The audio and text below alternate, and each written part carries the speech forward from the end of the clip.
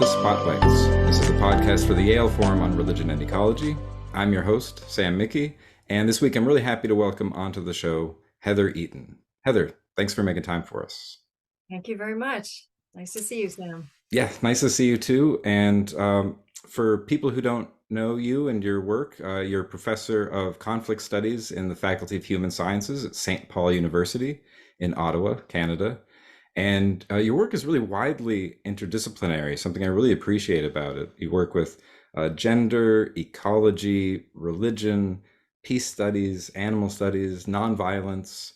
So really a proper interdisciplinary thinker and scholar, and widely published. So many articles, book chapters. Some of your books include Advancing Nonviolence and Social Transformation, and The Intellectual Journey of Thomas Berry, and one of my personal favorites, Introducing Ecofeminist Theologies. I've used that in some classes. Also, a couple edited volumes out there as well. A really great one with Sigurd Bergman called Ecological Awareness, Exploring Religion, Ethics, and Aesthetics. And I also have to mention Ecofeminism and Globalization that you edited with Lois Lorenzen, my dear colleague at the University of San Francisco. And a new one coming out, Earthly Things, Immanence, New Materialisms, and Planetary Thinking, Yes. that you edited with Karen Bray and Whitney Bauman. So that one will be out really soon. So really cool stuff. So to get started, one of the things I always like hearing from people is just kind of your personal story, how you got into this kind of work, especially something where you're dealing with things like ecological issues, which people normally think of as just being about science and policy, but then getting into it also with religion and theology. So Right. how did that come about? And of course, some people are just like, well, it's early childhood experiences in your whole life, or and some people are like, oh, I was just a teacher in grad school. So many ways to approach that question. So Yes. yeah, how did you get into it? There were several influences, some of what you just mentioned. So I did grow up on Lake Huron in Ontario, and the lake and the night sky had a big influence on my sense of place and my sense of self. And I think I was also very drawn to beauty and to animals and to insects as a very young child. And then I think the next bigger influence would be I spent 7 years in a religious community. I spent 7 years in a Christian community called L'Arche, which was, and I didn't really know much about Christianity, but in those 7 years in my 20s, I absorbed language, Christian language, Christian imagery. And then when I that wasn't in Canada, I came back to Canada and I decided I needed to study what I had done in those 7 years, and I need to study theology. So that's what I did. I did a master's, and then I met Thomas Berry. And during those years and meeting Thomas Berry, I realized two very key things. Oh, I was introduced to Teilhard de Chardin and his language of living in a divine milieu, which for me was, I didn't have the language for it, but that was extremely obvious that we live in a divine milieu saturated with presence. And then Thomas Berry, his vision, his cosmological vision also struck me as, well, that has to be the overarching vision. So these intellectual frameworks, and then these experiences I had of the natural world, and then I would say kind of religious experiences. I ended up studying religious experiences when I did my doctorate, so I could understand that there is a way to, as Victor Turner calls it, you enter a liminal space and you actually perceive levels of reality that are not immediately apparent. And I can't say that I perceived the grand scheme of things, but I certainly perceived that we are embedded in mystery. We are permeated with presence. Everything about reality is much bigger than we could ever perceive. And so those things shaped me both intellectually and psychologically. Nice. Yeah, that's great. Spiritually. And then then I trained as a theologian. And Thomas Berry, and of course then the work of Religion and Ecology. I met Mary Evelyn Tucker and John Grimm early on and have worked with them for 30 years. And religions to me are many things, ambiguous and magnificent and terrible and beautiful and the biggest intellectual horizon and human presence, and then also the worst. So there are many things, but the power and the potency of religions was always very clear. That's how I started working in the field of religion and ecology, is that while they're terrible, they're also very potent and powerful. Yeah, I appreciate what you're saying and bringing up Victor Turner, especially. I loved his concept of liminality, and Yeah. I don't think I hear his work cited as much as I'd like. So I really appreciate that. And then of course, I think one of the points you were making is how terrible religions are and how they're the greatest. And I know, Mary Evelyn and John are often saying that religions have problems and promise. And Yes. man, there's so many problems that some people are like, okay, I'm done with religion. But then there's the promise, and so you stick with it. There's also the horizon. Religions are asking questions that are very difficult to answer. So, where are we from? What is our life about? What is our destiny? And so when religions become anthropocentric, then the vision really narrows. But when we ask the question of the origins of the cosmos, when we have the universe story, as we would say, as a framework, we start to see religions are a language to try to articulate this. So Gaston Bachelard uses this term intimate immensities, which is another term I really like. So we are perceiving depths and coherence to the universe, and the universe is it's intelligible to some extent. And religions, to me, in our era, have forgotten or aren't paying attention to those larger horizons, but historically they have. So it's, religions can be used for utilitarian purposes on ecological issues, so rituals and teachings and training, and all of that is useful. What attracted me was more the larger horizon and what that means living daily. So it's not just an intellectual speculation of, we emerge from the universe, but what does that mean on how we live and how we are and who we are? Right. Yeah. The big questions. What are we doing here? What are we doing? And Yeah. at the moment, as you are fully aware, we are not doing a very we have not very little respectful relationship with the natural world. And yet historically that was something religions taught, was a respectful relationship with the natural world and living within the rhythms and limits of the natural world, and that the natural world is revelatory. And for me, that was also my experience, that the natural world, it's revelatory. And as Thomas Berry uses the term, we live in a sacred universe. I just think that is a profound insight. Yeah. Well, that leads me to another question. There's something that happens when people study under Thomas Berry. All this, it's really, really tremendous. And I never had the good fortune of meeting him, but so many of his students are so transformed. And, I've read his books and they're wonderful, but you can tell that there's something else that happened when you had that connection to him as a teacher or mentor.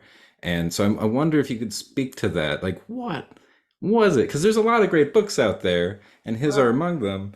But there's something about his students. They're just like, it's just like, I don't know, a candle lighting another candle kind of thing. Like people just are ignited and just set on fire. And then their whole career is like, well, all right, Thomas said this, and so therefore then my whole career followed from that. So what was the special sauce or the magic? What was it about Thomas that you A think good question. was so Because he enlivening? wasn't a charismatic speaker. If you've ever heard, he's not a charismatic speaker. He didn't speak from notes.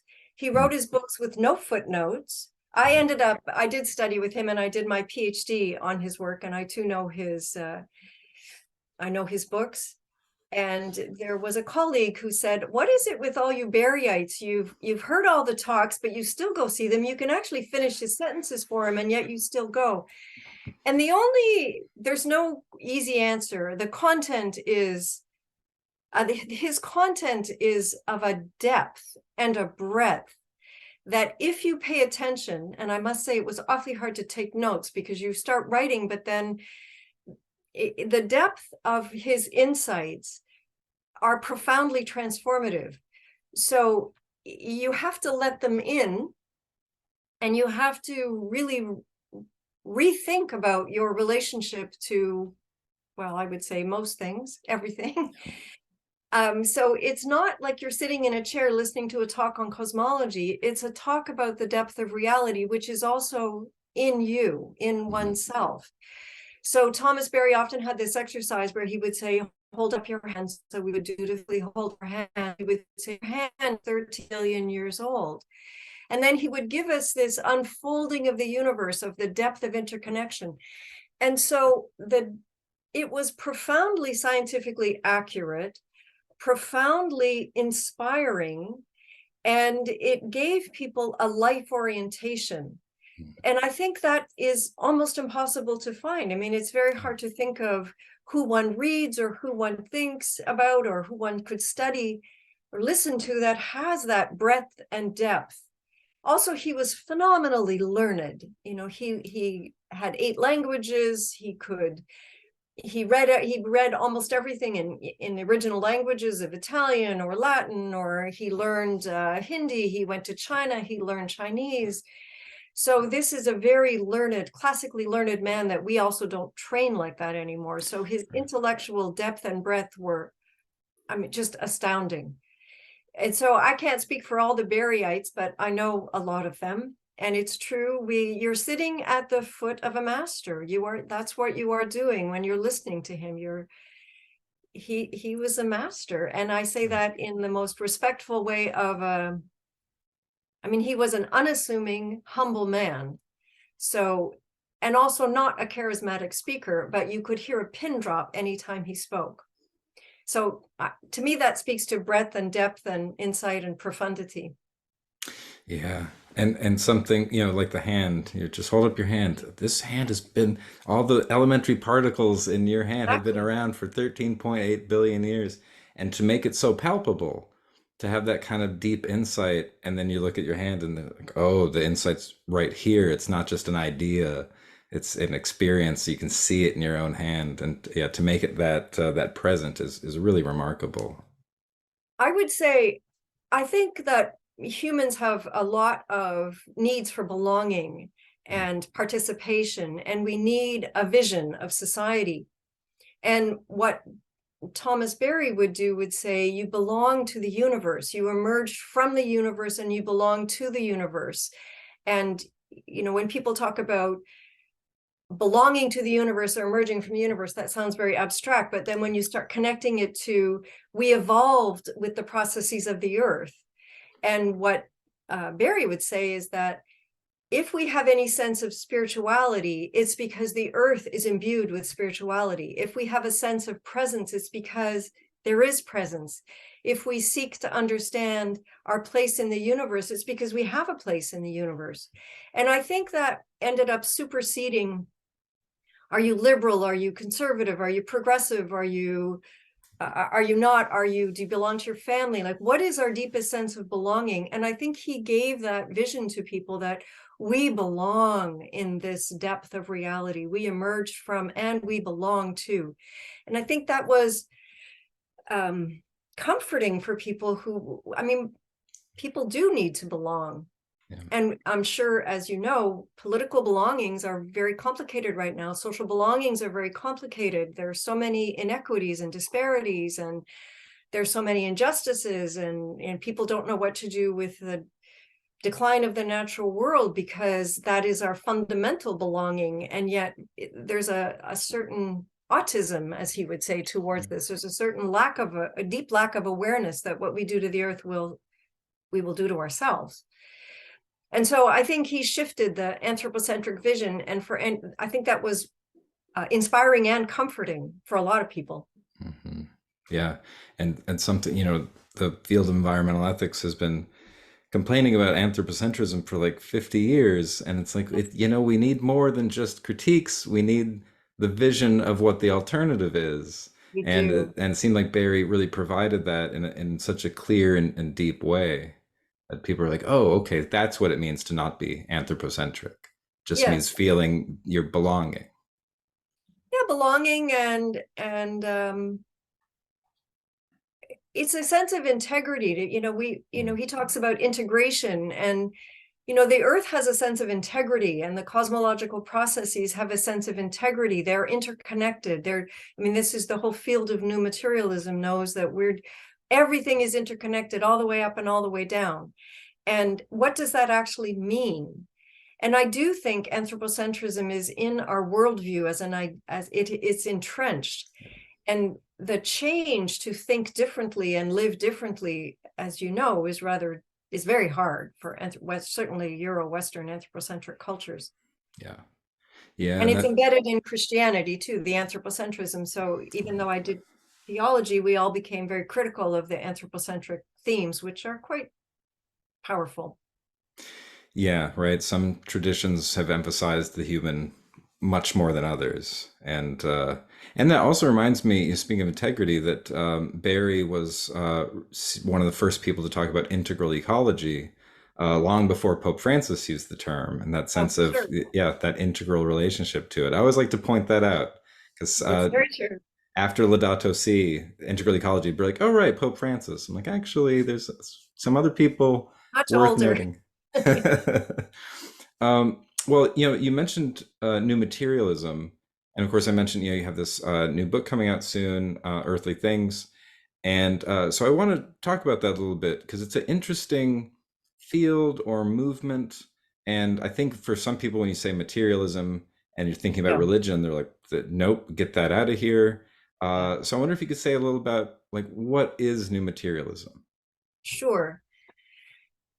So what we call today new materialism is not particularly new. It does go back to this idea of integration, that everything is interconnected. But when I say that, I mean really interconnected. That's what new materialism is trying to say at the atomic molecular level, so that when, at least in this part of the world, the Western part of the world, when we separated matter from spirit, that's a really false separation.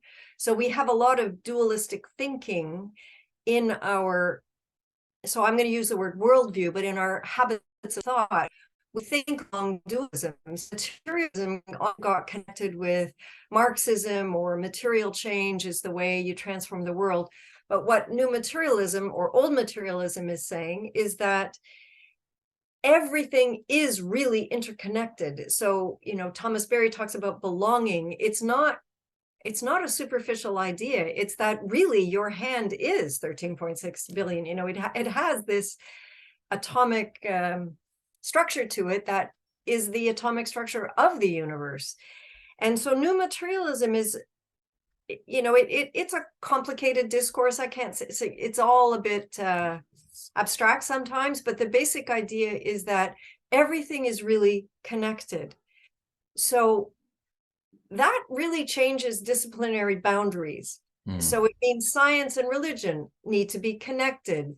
Evolution and physics need to be connected. We have to think about social structures and how they're working in relationship to other ecological structures. So we have a great tendency to compartmentalize our thinking, and new materialism comes in with not just insights, but scientific data, as well as philosophical thinking that says, no, really, we have to see everything as connected. And it sounds superficial to say, but when we say everything's connected, it means that a lot of the divisions we talk about, and if you're in the United States, I'm in Canada, but in the United States, there's a lot of discussion of division and culture wars, but those are ideas about the world that are just based in social bias or bigotry or something else, or fears. New materialism says we have to think of society as functioning, but functioning in an ecological society, functioning in an earth community, functioning. So it's a very big challenge to our thinking. Yeah, I like that. That's very well said. It's such a complicated field, and yeah, so many different philosophical engagements, and I think it's even though the term I think is from like the mid '90s, but we're still figuring it out. Like, oh, matter isn't really what we thought it was. Matter No. divorced from spirit. Like, no, that's not what matter is at all. So when you really see matter for what it is, of course, there's a lot of new materials say matter matters, and it Yes. isn't just hunks of stuff. Or in Barry's language, right? It's not just a collection of objects; it's a communion of subjects. Subject. So I do think physics is starting to realize that a rock isn't just a rock. A rock is always in formation. It's dynamic, even though to our eyes it's static. It isn't. It never was. Nothing in the earth is actually static, even though we in our minds divide matter, we divide inorganic and organic. But when you go down to the microbiotic level, it's not clear what's organic or inorganic because they merge at a certain place. And so they defy our categories of splitting things up and compartmentalizing it. And it's a profound insight if you think about Hinduism or Jainism, they have had these insights for a long time. They just haven't had the science to back it up. Right. Or maybe they would say they did have the science to back it up. But now this Western science is backing all of this up, that interconnections are real, that inorganic and organic at a certain level collide. Thomas Berry, back to him, he said that when you really think about reality in depth, words crumble in front of the depth and interconnectedness and breadth of reality. And I think new materialism it's got a lot of words, got to say. They had to make up a whole bunch of words to try to get at this. Some of them are not transparent, but the basic insight is it's old and it's new, and it challenges not academics, it challenges all of us to realize the depth of connections that we're living every day, we're breathing it every day, we're eating it every day. It's small things like if you pour bleach down the drain in your sink, you are going to drink that later. So, there's no a way. There's no such thing as a way. Yeah, that is a life-changing insight.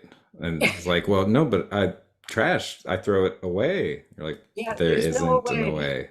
away. Like, okay, I'm gonna need to change my life.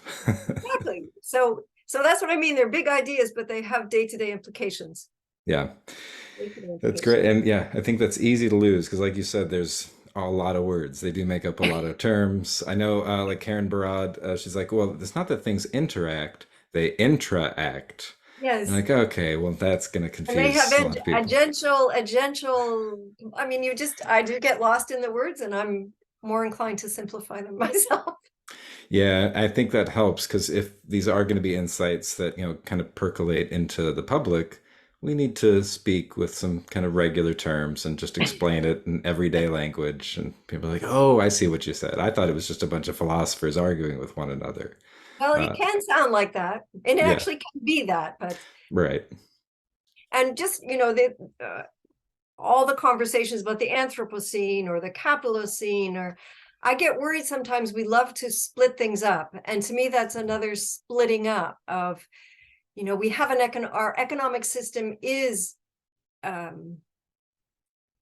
it's implicated in our societal functioning. It's implicated in what we buy and what we think and what we do. So of course it's implicated. But those are also connected to cosmology. Like we have to make connections between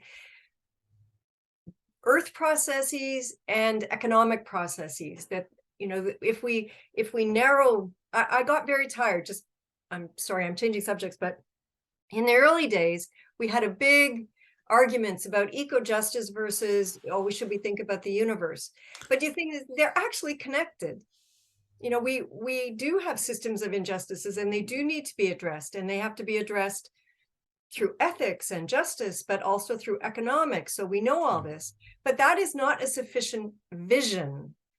That is often a cultural critique, but we need, even as, everyone would say, including in biblical texts, without a vision, people don't function. So, Anthropocene is not a vision, it's an analysis. Capitalocene is not a vision, it's an analysis. Evolution, cosmology, they provide more of a vision, but they have day-to-day implications. So, we just do have a tendency to split things up too much. And anyway, I've said that. I'll stop.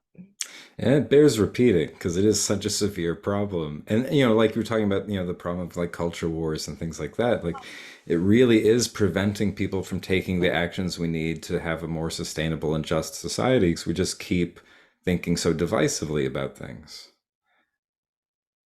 I am actually shocked at what is going on in many countries of the world of the anti-trans, anti-LGBTQ Yeah. plus, like this hatred around sexuality that is getting galvanized again. The women are losing rights in many parts of the world. I've worked a lot on gender issues, and I'm shocked to see the regression. And all of that is, I mean, one can analyze why all that's happening, and in different countries, it's different reasons, but it's very hard to understand these culture wars that are happening in different parts of the world and what they mean. And it's also very hard not to get completely lost in them. Hmm.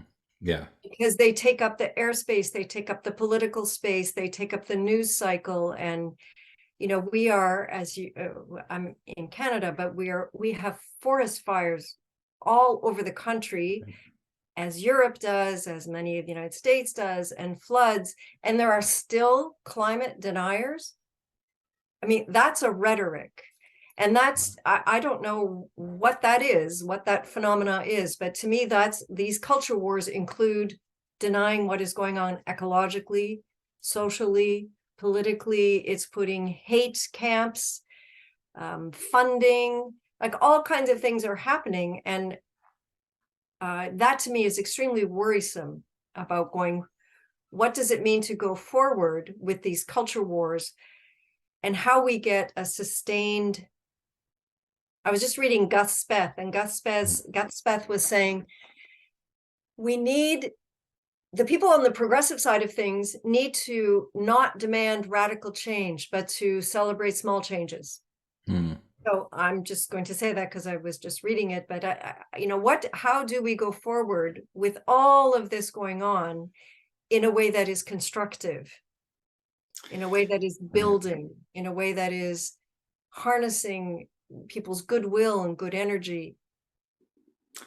That's helpful, yeah, because it's like when you see how much change is needed, you're like, all right, we need radical change, and anything less than that, I'm just not going to accept. Like, well, at this point, little changes might be our only way. I think it's possible. Yeah, I mean, yeah, you and I have been doing this a long time, and I have seen a lot of decline, not a yeah. lot of constructive change. That's yeah, it's so disheartening. And because sometimes I'll have students who are thinking, well, as soon as the crisis gets really bad, then everybody will wake up to it and then we'll all change, right? And like, no, it's kind of the opposite. The worse it gets, the more people are locking themselves away from reality, the more divisive people are getting. The worsening of the crisis isn't compelling people to take care of things. It's making things much more confusing for people. I think that's true. I would agree with you. Well, and you mentioned some of the anti-LGBTQ kind of rhetoric that's going on in a variety of places. And so I was thinking, you're introducing ecofeminist theologies book, wonderful book. It's been about 20 years since it was published. And so I Oh, wonder if you can reflect on like the enduring importance of ecofeminism. I feel like a lot of people still aren't aware of ecofeminism. So much discourse around feminism, and especially in the culture wars and on social media, don't really seem to understand what feminism really is at all. But then they I think definitely don't understand the connection to ecology. So I still think like we could use a good dose of ecofeminism now, and well, it's a very different you've done landscape. two books on it as well. You've done your own books on ecofeminism. Um, I think the connection between women and nature, the ideological connection, that's old, and it's in virtually all patriarchal cultures. So I have studied, we'll call this women nature nexus. Like why do women and nature get connected against men and spirit? And then they're both degraded together. So nature gets devalued, women get devalued. So that history is very well documented. What is less documented is even by 1996, the United Nations said that women are the first victim of environmental decline because of the sexual division of labor. I'm sure that's still true, but we're all victims of, an area is also a victim of ecological decline, and I do fear that will only increase. And so this connection between women and nature, ecology, and feminism is made at multiple levels. And I've continued to research and write on climate change and ecofeminism, on ecofeminism religion. I think it feels abstract to people, and yet the environmental movements around the world, such as they are full of women.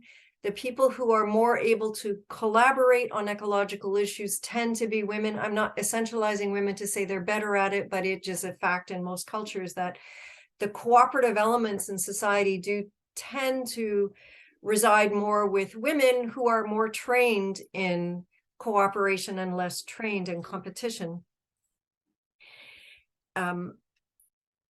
So I actually was just researching recently the rise of Christian nationalism around the world and ecofeminism. And I thought ecofeminism has to really get engaged with these culture wars in a much more serious way. Ecofeminism has to engage with what is actually going on.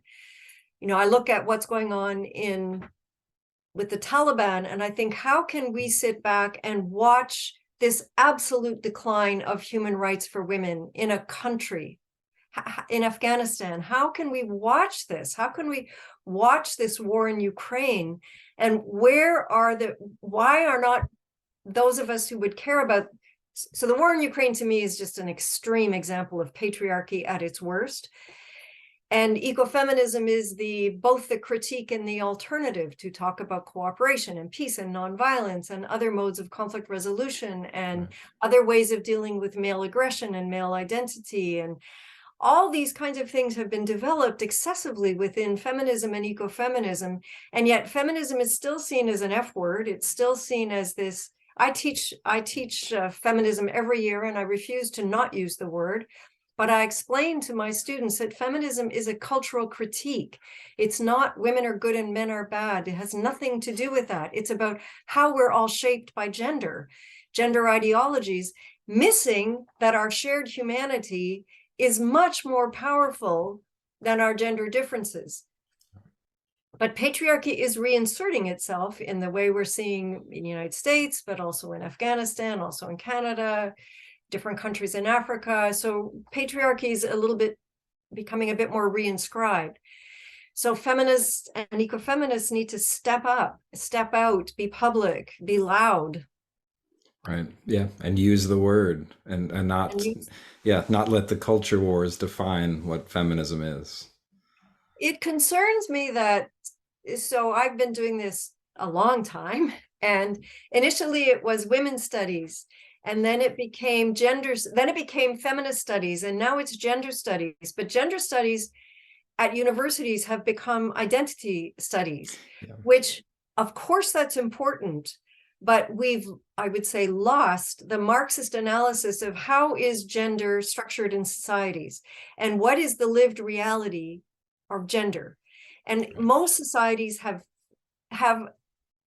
fairly strict gender norms. Even societies that are considered progressive, they still have fairly strict gender norms. And yet we absorb this and think it's true, but it isn't a deep truth. It's a social idea that genders need to behave differently, act differently. We have gender fluidity now. That's a wonderful that's a wonderful advancement of society to speak about gender fluidity. But the gender structure that is the most dominant around the world is male-female. And it's ideologically and religiously held intact. And it's very difficult to challenge. And I'm sure you've seen the United States, the women, of course, support patriarchy. It isn't about just men supporting patriarchy. Women support patriarchy. So it's a social analysis. We should all learn feminist analysis so we can understand the dynamics in our societies around gender. Because you see them every day, every TV ad, every commercial. My husband gets very tired of me doing gender analysis for every little image, word. It's It's true, even in every word. Yeah, it's embedded in the language. And embedded in how we act, how we look, what we dress, how we sit. It's just, it's deeply, deeply embedded. yeah, to And me, it's that's such the embedded, power. Yeah, is it's learning to see embedded it for men everywhere. too. Yeah, Men are embedded with the same gender constraints. It's just that because men benefit more from patriarchy than women, there's usually a greater reluctance to look at it. But I teach gender, and it's a compulsory class, so I have a lot of men in the class. And they, men's studies are doing a marvelous job at teaching how we're all formed in gender, our identities, our self-image, our actions, our thoughts. We talk about gender lore being trained from a very young age, all of this, but this is also a big limitation in patriarchal societies. yeah, right. Yeah, and I don't know. To me, though, it is. I think it's fun to point it out and everything. Where you see an ad and you're like, oh, there's there's something kind of enjoyable about that. There's even though it's like, oh, these are terrible things, you just see patriarchy and oppression everywhere. But at the same time, it's just such a powerful lens to look through. It's incredible. Women's bodies are a terrain in the world. They're a terrain of all kinds of things, from violence to fashion to sexualizing. Um, we are saturated. We are saturated with gender ideologies. Yeah, And they're so close to us. We're swimming in the water so much we can't actually jump out and see it. So right. it's thinking about it and analyzing it, which to me Yeah, should be, everyone should do it. It's not yeah. about women being victims, and it's a huge social phenomenon. Yeah, it's weird to have to convince men that's like, no, this is bad for you. Like, it's bad for the oppressor as much as the oppressed. We're both like cut off from reality. That's not good for anybody. And And they're you're like, cut off mm-mm. from parts of yourself that, men need to be vulnerable and show emotion, and Yeah, which of course are just human characteristics. They're not gendered characteristics, but they're accentuated in women. So women get to cry in public and men get to be angry in public, but yeah, anger and tears are just human realities. They're not gendered realities. right. Likewise, cooperation is so feminine coded. It's like, men, you can learn to cooperate. That's a good thing. Yeah. All of Well, those things. and then likewise, it's okay for men to be violent, right? And wage wars and things like that. It's like, well, that's what men do. Like, no, it doesn't have to be that way. That's an ideology, in my opinion, and Yeah. the world can't afford this kind of violence Yeah. in all kinds of ways. Can't afford it financially, ecologically. I'm in shock about what's going on in Ukraine. Yeah, right. Absolutely horrible. It's one of the things, I hear a lot from people, especially, students who are first starting to think about how terrible our global crises are. And they think there's no way we're going to get through this without like violent revolution. Or you think of like Andreas Malm's book, How to Blow Up a Pipeline. And some Right. people are saying, yeah, we might need some violent resistance. I'm not sure if nonviolent resistance is going to be sufficient. And of course, I can't imagine, Gandhi agreeing with that. But I know you do so much work with nonviolence, with conflict studies. So where are you at on the people who say, you know what, let's be eco-terrorists and let's go ahead and start, blowing up pipelines or, murdering CEOs of fossil fuel companies and stuff like that, and people start to really indulge in some kind of eco-terrorist fantasies pretty quickly, alarmingly quickly. I do think we can be far more radical about eco-resistance. So what can be called terrorism, I might not call terrorism. I mean, even Thomas Berry said every other car should be just put off the side of the road and left. So, and he also said we should blow up all the bridges. Now, I'm assuming he would say that when no one's on them.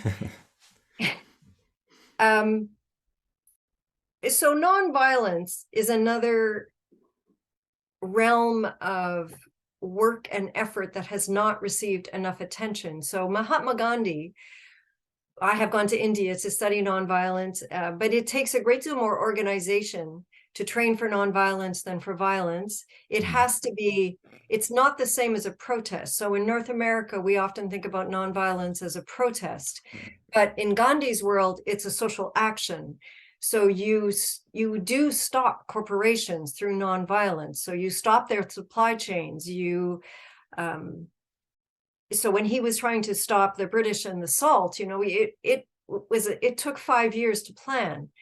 When I was in India, I was walking with a group of, it's called Ekta Parishad, which is one of the biggest nonviolent organizations in the world based in Mahatma Gandhi's teaching. It took 5 years for 100,000 people. So we walked for weeks, 100,000 people. So you have to imagine, what does it take to have a significant nonviolent presence? And it's a lot.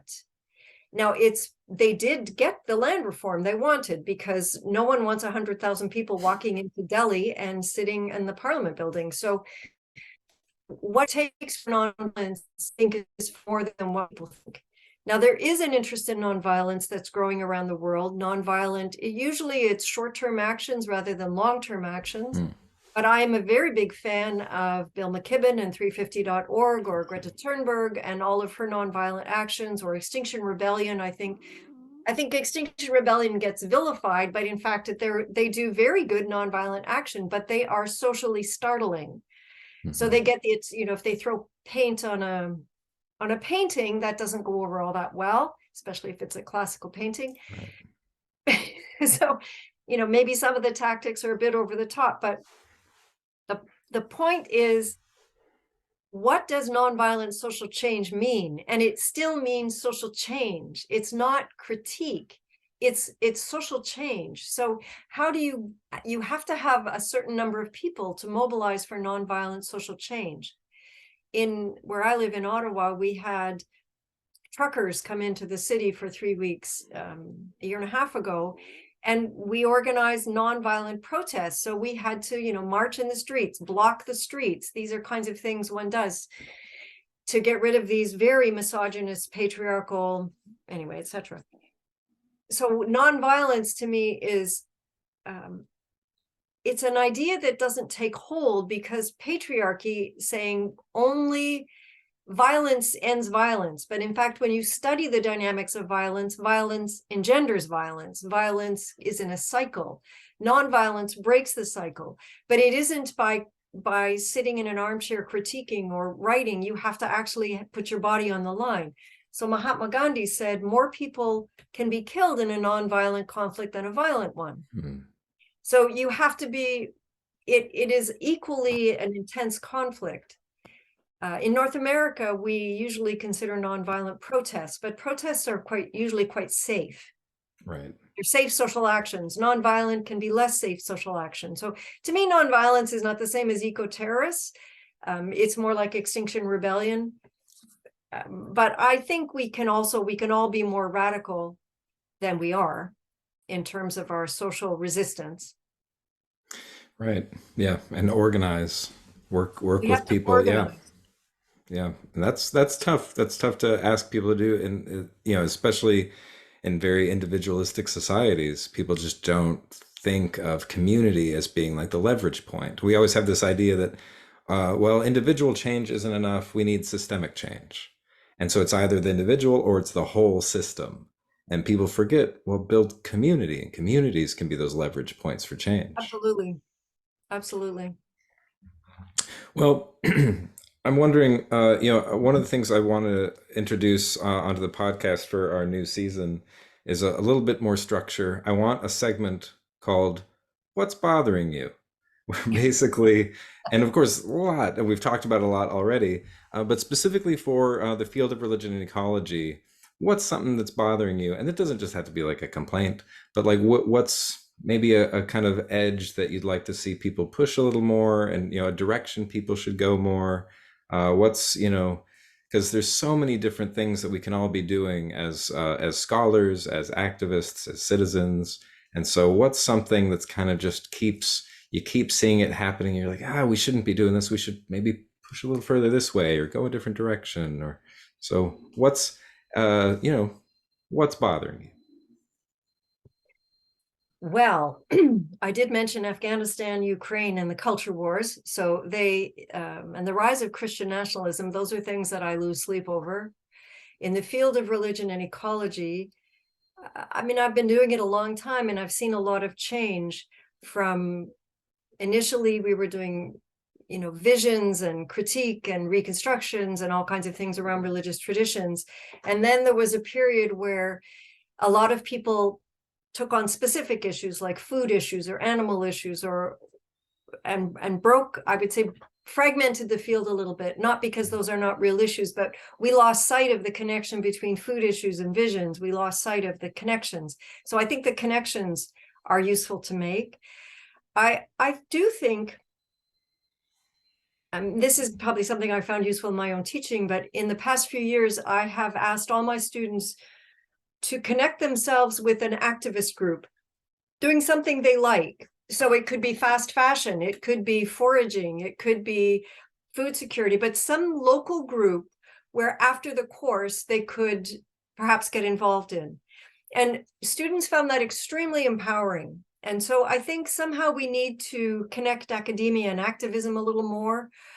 We need to help people make these connections between what are you learning and what is going on around you. So that's one area I think that is not too time consuming for people to make connections, and it gives them possibilities after their university courses or after their community college courses, whatever they are. And I think we need to not be afraid to be public intellectuals or public leaders. Those of us who work at universities, it's a very privileged little place. And I think we need to be out and about a lot more. And I think we need to, academics are very good at critique. That's what we learn to do. We learn to, pull something apart and look for the fault lines and be able to say, well, this thinking isn't exactly as informed as it could be. And while all of that is true, I'm not sure it advances society. So I would suggest a priority might be, where are we engaging with the public discourse in our area? Where this is what I was saying earlier about ecofeminism needs to pay attention to Christian nationalism. I mean, we have to, or it's irrelevant, you see, because Christian nationalism or religious nationalism, the alt-right, it's gaining ground. So what are we doing in response? And you and I spoke earlier that when we write academic articles, maybe 10 to 12 people read them, maybe 15 if you're lucky. So is that the best forum for all this education that we have? Is this the best forum? Maybe we, this podcast and popularizing and being more public, both critique and construction and collaboration and community building and community forums. These are good places for us to be. So I think the field of religion and ecology, it's growing. It's certainly more mainstream now than it was 10, 15 years ago, and certainly more than it was 30 years ago when I started. People are making connections between ecology and social justice, or eco-justice, social justice. People are making more connections. So that needs just to translate into more practical options. I think those would be useful. And the thing is, there is nowhere on earth where there are not eco-justice concerns. So wherever we live, they're around us, one way or another. Yep, that's great. I like that a lot. And yeah, totally agree. And it reminds me, that Mary Evelyn John will always say, religion and ecology is not just a field, it's a force. And so Yes. we're trying to connect that academic side of it to that activist side. And easy to forget sometimes when people are just applying for tenure and all these things, and it can be very Sure. academic with our conferences and that. But connect to the public more and connect to activist groups. I really like that idea of having students engage with activist groups as like part of the curriculum. I think that's a It is great part of, idea. yeah, I Yeah, make it part of the curriculum, and they pick whatever organization they want. I make a list, but anyway, that's fantastic. I do find pedagogically that's good, because students are busy, everyone's busy. We're in an affluent part of the world, so we aren't walking 2 days for water as many people are in different parts of the world, or that we have food at the moment. Still, food security is in general okay in the affluent parts of the world, of course not for everyone, but there's so many ways we could, without saying we all have to do more, it's what could we do differently with the time we have devoted to our studies or our our lifestyles or whatever it is we're doing, we could change that a little bit instead of saying, what's one more thing I have to do? Which usually is Yeah. met with, I mean, my students usually work as well as study. So to ask them to do more outside the curriculum is very difficult. But to ask them to do something in the curriculum, well, that's okay. I That really works. like that. Yeah. It's not doing more, it's doing differently. That's a great way to frame it. Anyway, there's so many options. Everything needs to be done. To back to Thomas Berry, when everyone asked him, what's the great work? He said, it's everything. It's the Right. 10,000 things. It's everything. Yeah. That's true. Often people are like, "What's the one thing? Like, is it not eating meat? Is it doing, And it's like, no, it's everything." And It's yeah, gardening. It's reducing meat. It's driving less. It's riding your bicycle. It's many, many, many, many small things yeah, in addition to many big things. I personally cannot dismantle capitalism, although I do believe it should be dismantled. But what I can do is change my buying choices. I can address capitalism at a very minute level, but I'm still addressing it. right, yeah, yeah. Otherwise, it's just such a monumental problem. People are like, "Well, I can't change capitalism. I guess just throw my hands up. I can't fix it." Like, no, just do all the little things. So while all the trees are burning right now, at least in Canada, we should be planting trees. Right? Yeah, that's a good example. Planting trees. Yeah. Um, well, okay. One last question, because I don't want to keep you too much longer, and we try to keep these things relatively short. There's some of these like 3-hour podcasts out there. Like No one we can listens be. that long. We know this. I know, right? The human attention span can only handle so much. 4 minutes, I think it's down to now. Yeah, right. Pretty much. So I wonder just what's next. What's a project you're working on, whether it's personal, professional. What do you see coming up in the future for you? Well, I have developed both an MA and a BA at my university. These programs are about to be, so they have to go through long approval processes, but they're integral ecology. So they are both in the field of integral ecology. One is called Masters in Social Justice and Ecology, and the other one is called Leadership, Ecology, and Equity. Mm. So these two programs I'm going to launch within the next year. So that's an MA and a BA. So that will change my teaching a bit. I mean, I'll have all these elements in all my courses anyway, but now I will just be teaching, as will others in these programs. So that's a project at the university. My own personal projects are go canoeing more.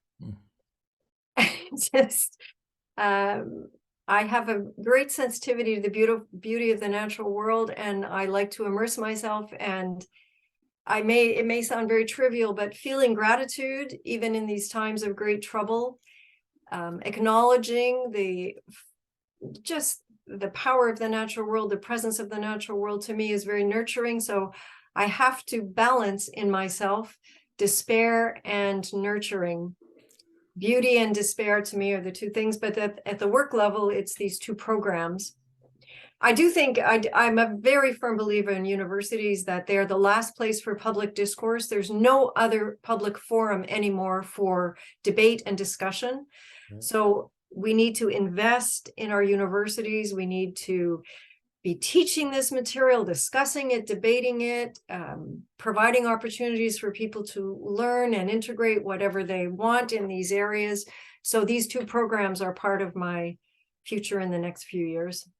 That's great. That's wonderful. Well, and then hopefully other universities will kind of see what you're doing and follow suit and develop similar programs. That's really excellent work. They are coming. They're coming. Yeah, I know my own university at University of San Francisco, they're working on that too, and they kind of have an integral ecology initiative. Like, all right, we need to really get this more into the curriculum and make it part of everybody's education. And yeah, that's good. So we had courses, and now we will have programs. Yeah, they have to go through all these. It's a very administratively laborious process, but they are integral ecology. So they are on this theme of integral ecology. Yeah, that's fantastic. And yeah, love the idea of gratitude and just being in nature. But canoeing is fantastic. I have something, I don't know what it is, but something about being on the water is just such a wonderfully healing and nourishing kind of experience. I don't know what it is, but it's It's wonderful. nonviolent, it's non-aggressive, Right? it's Yeah. respectful, it's very, very quiet. If you can canoe, it's very quiet. Yeah. So then we become a more benevolent presence in the natural world, which you need Yeah. those experiences too, to be a benevolent factor in the natural world. Yeah, exactly. Yeah, wonderfully said. Heather, so grateful. Speaking of gratitude, really Thanks. grateful for this conversation. I really appreciate getting to chat Me with you. too. And we'll do it again sometime after your programs launch, and we'll hear how things are going. Because, Sure. geez, All the best. we just scratched the surface. I want to complain more about religious nationalism, the culture Oh yeah, wars. There's all so that. much more. Yeah. Well, geez, thanks so much. Really appreciate it. And as always, thanks to people who are listening and watching, etc. We'll be back with some more conversations for you later. In the meantime, take care and be well. You too. Thanks, Sam.